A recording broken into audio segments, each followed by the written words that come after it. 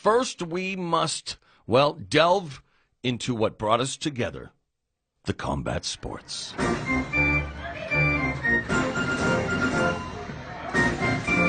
Like sands through the hourglass, these are the days of the UFC fighters' lives. And what a soap opera it continues to be, boss. We had the return after almost 4 years, 3.5 years, of the most dominant champion in the welterweight division, and one of the most dominant champions in MMA history, George Saint Pierre. Now he goes and posts an 8-second video telling Michael Bisping he'll be ready to go until... Well, he won't be ready to go until after October. He was supposed to come back and challenge Michael Bisping, his first fight at 185 for the championship. That didn't sit well with people like Luke Rockhold, Anderson Silva, Yoel Romero. I mean, there's a logjam. It's incredible what's happening. And now, Dana White down under in Australia telling the media there that, Bisping and George St. Pierre, well, we can't wait that long for GSP. If he's not ready to go until after October, it's going to be Michael Bisping versus Yoel Romero for the middleweight championship. What it should have been all along, if not for Jacare Souza. And we found out what happened when you do continue to fight. See, people say, well, you shouldn't wait. You should stay busy. You got to make money. But sometimes when you fight, you do lose, and you lose your spot. And Jacare Souza found that out quickly against Robert Whittaker, who also... Dana White saying he would love to bring a middleweight championship fight to Australia because of the support the Aussies have given the Ultimate Fighting Championship. But for now, as of this recording, GSP, Michael Bisping, off the table.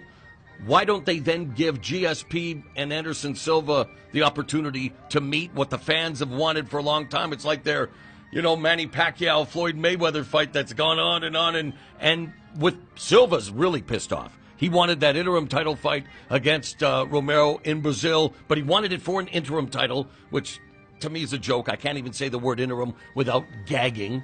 And it's like, what do you do then? Don't you think Silva and GSP should fight each other? That will be a great fight. Yeah, I'm all for that. And the winner of that is going to face the winner of Yoel and Bisping. Get out of the sport. Go No. I would love to see GSP. Yep. I would love to see him fight the top guys. I would love to at 185 or back at 170. Well, both. He can do both. Sure. 155 for Connor. Remember we talked about that. That's I don't know, man. At his age, it's going to be hard to cut weight. It's going to feel By the horrible. way, congratulations to Connor. I had that written down. Yeah, Connor Jack McGregor. Yeah. He's got Connor Jr. now. Yeah. How cool is that? That's all right. I love it. Connor and D, congratulations. We'll await now to see what Conor McGregor's plans are. Obviously, the much ado about nothing so far when it comes to his fight with Floyd Mayweather. It remains out there, but Dana White also saying publicly, I'm ready to walk away from this thing. I talked to my boss at Showtime, Steven Espinoza. He's saying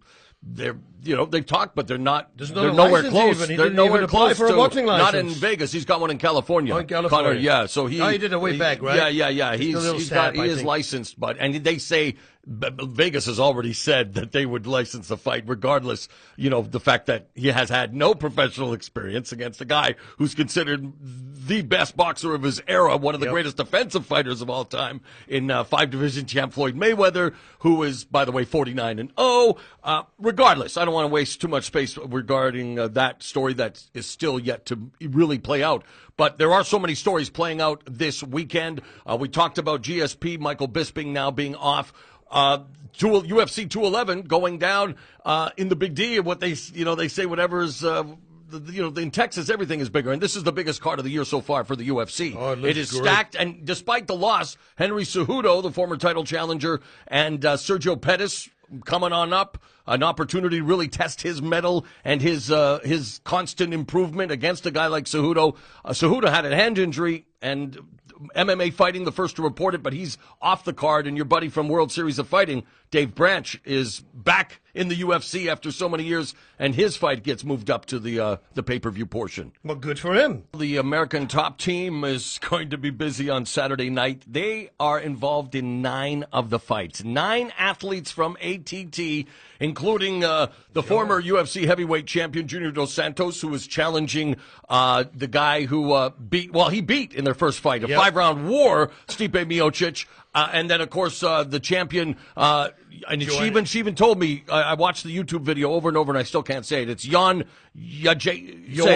No, not even Joanna. Not even Joanna, the way she says it. The trainers say Joanna. Yeah, it's something. But anyway, you say it again. What is it? Yeah, Joanna. That's how we pronounce it. Jędrzejczyk? Jędrzejczyk. Yeah. Jędrzejczyk. See, she said it different. It's weird. But it's always. That's what we said with Joanna Romero. Remember, we asked, what does your mother call you? You said Fyodor.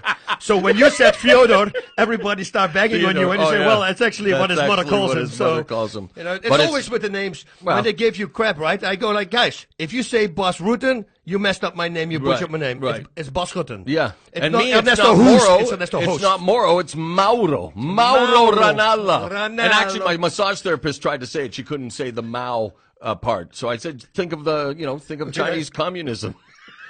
And you said, we're not going to marry then. Yeah, exactly. But anyway, so ATT, 9 athletes on the card. Busy night, but...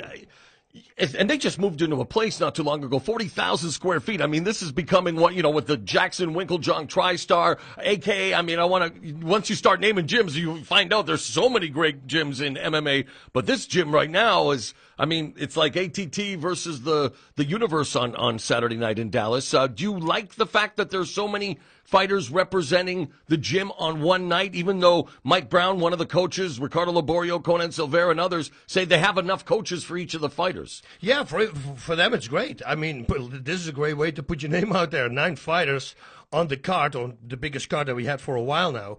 Yeah, I think it's a great promotion for them. And if they say they have enough trainers, I don't see a problem at all. What do you like about American Top Team and guys like, Ricardo Laborio and Conan Silveira? We go way back with, of course, to the Pride days and you, of course, during your career. Yeah, Laborio, man, I love that guy. He's such a good dude. I met him a whole bunch of times. With, he used to live close to Kevin James also, and he was working with Kevin. So, if I was at Kevin's place, he would be there with his daughter, who's blind, right, but still does jiu-jitsu. And the kids from Kevin, man, they love his daughter. He's one of those guys, you talk to him and you like him instantly. He's such a good dude. And Conan Silveira also. I know him for a very long time as well. And the great thing about the American Top Team is in the beginning, it was all, they kept focusing on the groundwork. But they don't do that anymore. Everybody's smarted up nowadays. They have great striking coaches, great strikers coming in. And Joanna, when she comes out, that's a really good move to do that before, because normally that's the thing that you do when you lose. Mm-hmm. Then you have to have changed camps. But you already identified, wait a minute, I'm a great striker, but she's going to face somebody who is a great grappler. She's like the RDA, right? Rafael Dos Anjos. Is that style of fighting that her opponent has. So she very smartly.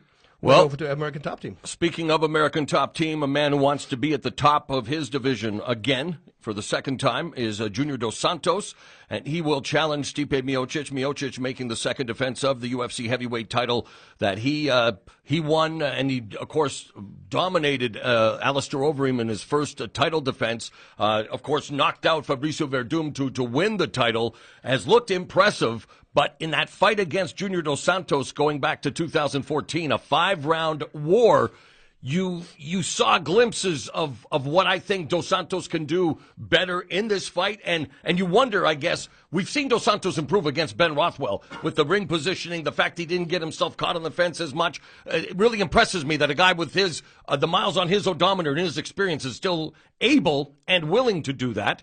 So who do you like in this fight and why? All right. Well, let's talk about it. Junior Dos Santos, let's talk about him.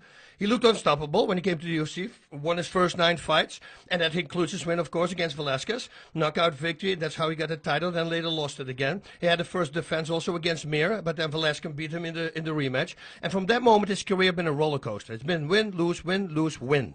That's been his career. And with that last win that he had against Rothwell, they gave him the chance to win his title back, since he beat before already the now champion Stipe Miocic. And In the fight against Rothwell, I really liked everything he was doing, man. The straights to the body, straight body, also with the left. You know, it's a great way to add that overhand right that he has, a really good overhand right. That's how he won the title. He also moves a lot now. You already talked about it. Lateral movement, feinting, level changes. All of that is great. He's also good at staying just outside the reach of his opponent and countering it. Because he has such a long reach, it's a great thing. Another great thing that he does is when he moves back, always to the sides. All these skills that I'm talking about right now, normally I have to put him in the breakdown, but he is doing them already. The left straight to the body. And again, I call it a straight because he throws it with power. It's a really great way to set up an overhand. That the opponent gets used to the movement of when he throws it left straight to the body and then suddenly, boom, add an overhand right. Or, you know, when you let your opponent get used to that movement, you don't even have to throw the left straight to the body anymore. If you just lower yourself, they're going to think it's a left straight to the body and then immediately throw a right overhand right. But he also uses that exact same movement. So now he's got 3 ways to use that movement for a left hook. So first he does body shot, but then he lowers himself and he comes with a hard left hook on top. And that is a really good thing to do. Now, Miocic won his last 4 fights, all by knockout. And these were fights against top competition. Hunt, Arlovsky, Verdum, and Overeem. And of course he wants revenge, since his last loss was against Junior Dos Santos. Now, in his last fight against Overeem, it was a little scary for him, but also good. Because now he knows he can recoup from a big hit, getting guillotined, and escaping that guillotine. And then on top of that, still win by knockout. Does he have a psychological edge? Do you care about other results? Because Dos Santos was stopped by Overeem. Yeah, I don't see that. Styles make fights, all that stuff. Okay. Yeah, no, I don't see a problem there. Now, in that fight against Overeem, he was really getting annoyed because Overeem was running backwards the whole time, which, by the way, was a very smart thing from Overeem to do because then Miocic started following him. And what happens is, once you start missing, you start slowly but surely start to overcommit because you're starting to get aggravated. You don't want to move backwards, but you want to move forward. And suddenly when Overeem was standing in front of him, boom, that's when he got hit. So they got him in a little bit of a problem. This fight, what he needs to say to himself, listen, it's 5 rounds. Chill. We have 25 minutes. But he's also, for Miocic, wrestling. I mean, he's an amazing athlete. We see what he can do in baseball. I mean, he's just an athlete and a terrific fighter. But I'm wondering against a guy like Junior Dos Santos, who has maybe the best takedown defense in the heavyweight division, how do you see that playing out? Do you think the clinch, like, what's the most important area of this fight? Where is it going to determine the winner, you think? I think that what Miocic needs to do, what he did in the last fight against Junior Dos Santos, was going for takedowns. What he needs to do is not doing it in the first round. I would say let him get used that you're striking with him. Striking-wise, they're very compatible, man. They're both really great in everything they do, level changes, everything. They can take a shot, they can come back. But, you know, in round number 2, maybe in the second half of round number 2, suddenly start going for takedowns as well. And even if you don't get a takedown, you know, don't worry about it because, you know, you're getting inside his head. What is it going to be? Is it going to be a takedown? Is it going to be an overhand right? You know, you start messing with your opponent. Last time also, he jumped in, and then Junior Dos Santos nearly escaped it, but as soon as they got up, he rocked Junior Dos Santos with a big punch. Right. All that stuff so he needs to keep on doing. So even if you miss a takedown, that doesn't mean you can't hit him on a punch going out of it. But this is a hard fight to game plan for me because both these guys are really evenly matched up. I like what you said, though, about Dos Santos going to the body. That, I think, is going to play dividends. I love the way he uses the jab to the body and then the left hook upstairs, which we saw Marcos Maidana use to beautiful effect against Adrian Broner. And I think something more MMA fighters can do. It's there, right, boss? It's right the jab to the body, boom! And then suddenly you make a left hook, you just change the angle. It's all that stuff, what we're talking about right now. If you're not a fighter, you go like, yes, that's normal. I'm going to do it. Yeah. And that's what I tell my students every single day. When I teach them, I say, guys, it all sounds like this is logic, and it is logic. But guess what? You will not do this when you're fighting. Something in your mind holds you back, and for some reason you're not doing it. It makes absolutely no sense. If you just let it fly and do the things that you worked on, you're going to win. Yeah, Miocic trying to become just the 6th heavyweight champion to make consecutive successful title defenses. You talk about the hot potato division. Dos Santos, he wants to become the 4th fighter to hold the UFC heavyweight title on 2 different occasions. Here's a statistic from Fight Metric. Miocic boasts a 62% significant strike defense, which is tied for the highest among active UFC heavyweights. Miocic is a slight favorite as of Wednesday morning, according to the Westgate Las Vegas Superbook at -145. Dos Santos at +125. I mentioned the defensive statistic for Miocic. What makes this so intriguing and what we saw the first time, they are both hittable. They're both hittable. Both, they both can knock each other out. I think that Miocic really came together as a champion, though.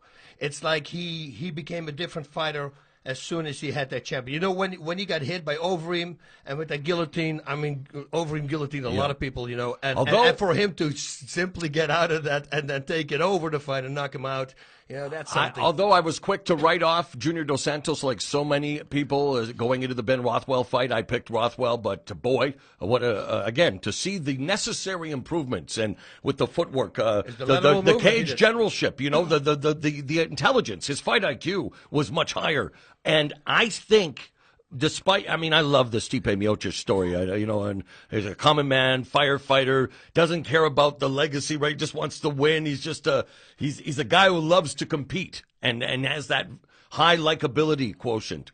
I may be way wrong here, but I'm thinking Dos Santos going to use the same formula, really utilize the body, take it into deeper waters, and I think he stops him 4th round, TKO. Wow. I got Dos Santos in the 4th round. So who do you got? I got Miocic. And what? What way? By way of knockout. Oh, which round? Yeah, though also I would say 3 or 4. Okay. Yeah. So you're going Miocic with the knockout. Yep. I'm going Junior Dos Santos to become a 2-time UFC heavyweight champion, representing ATT for the second.